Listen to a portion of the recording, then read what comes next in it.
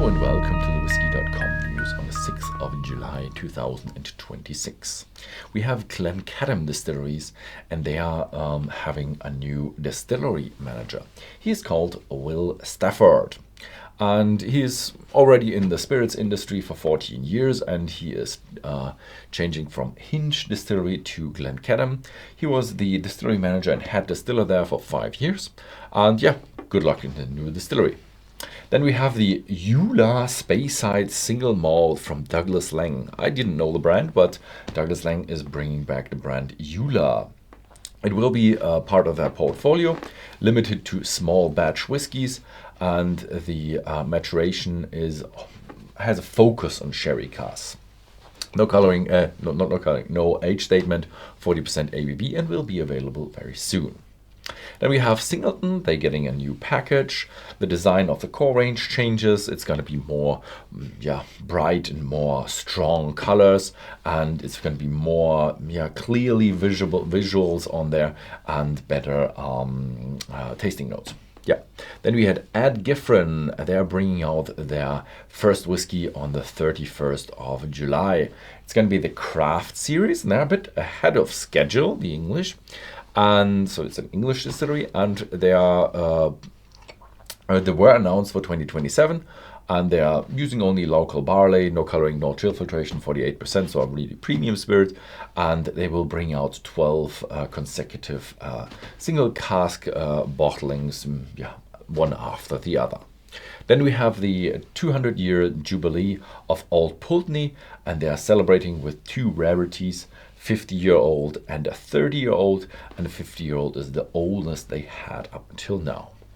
Then we have news from London. Macallan is opening a new boutique in Harrods. Harrods is I think it's a shopping center that is very, very posh, British word, and unique in London, and they're bringing out their tasting lounge. They want to sell rare casks, special editions there. There will be a 100-bottle limited Harrods edition, and that you can only buy at the local store.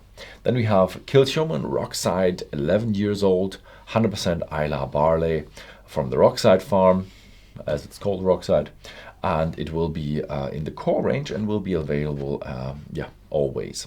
Then we have ex-bourbon and Oloroso cask maturation, 40% ABV, and it will be available on Whisky.com as well.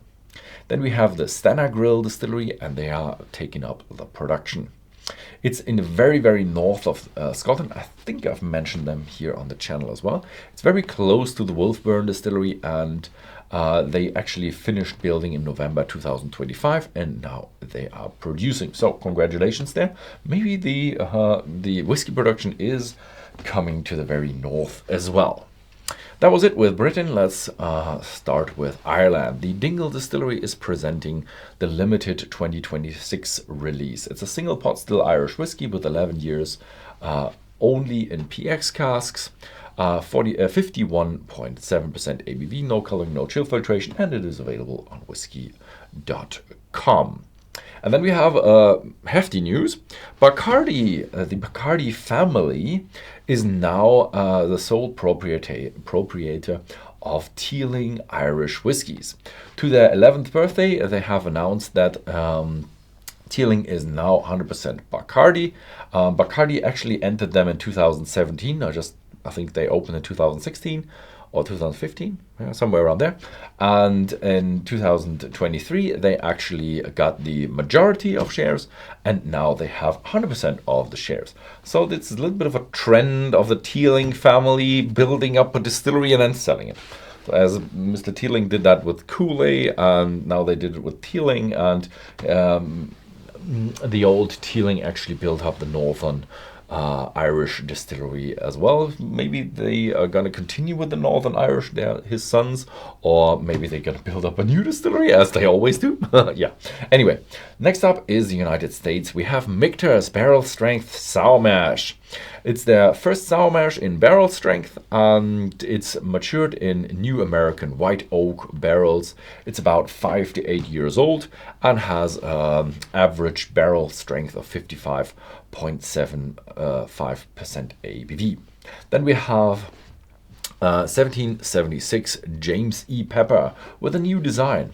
The bourbon and the rye getting a new design. It's also same as the Singleton. It's clearer, it's easier, it's more structured, and this came out during the jubilee of the 4th of July of the 250th 4th of July of the United States of America.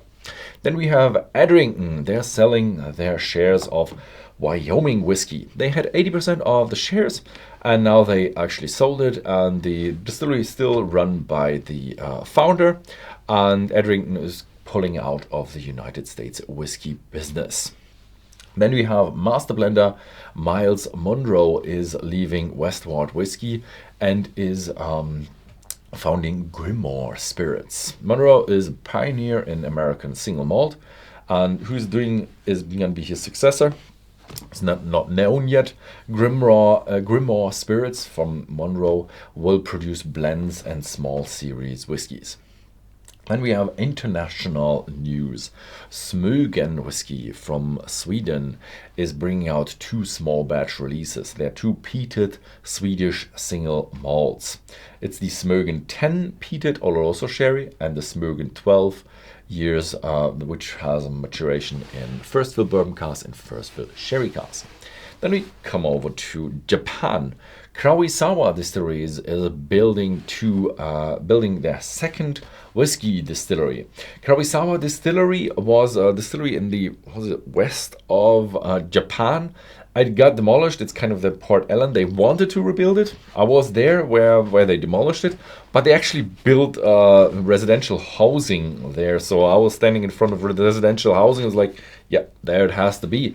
And now the Karuizawa Distillers, who wanted to rebuild the Karuizawa Distillery, actually they made the Komoro Distillery in 2023, and now they want to bring out a second one in 2028 when they want to start the production of their second distillery. So there will be no Karuizawa Distillery probably. Don't think they will raise down these new residential buildings, but they bring out 2 distilleries, so quite successful, these guys. Yeah, that was it for this week, and see you in 2 weeks. So thank you very much for watching, and see you next time.